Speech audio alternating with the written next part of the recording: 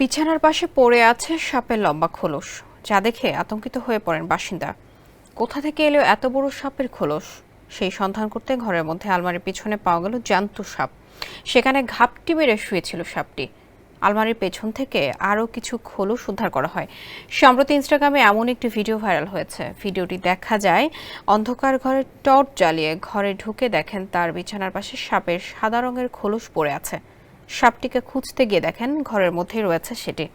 কুচকুচে কালোর ওপর হলুদ ছোপের বিশাল সাপটিকে বের করে আনা হয়। তবে কিভাবে সাপটি ঘরের ভেতরে আসলো বা কতদিন ধরে এটি ঘরের মধ্যে বাস করছিল তা জানা যায়নি। এই ঘটনা ভারতের কলকাতায়।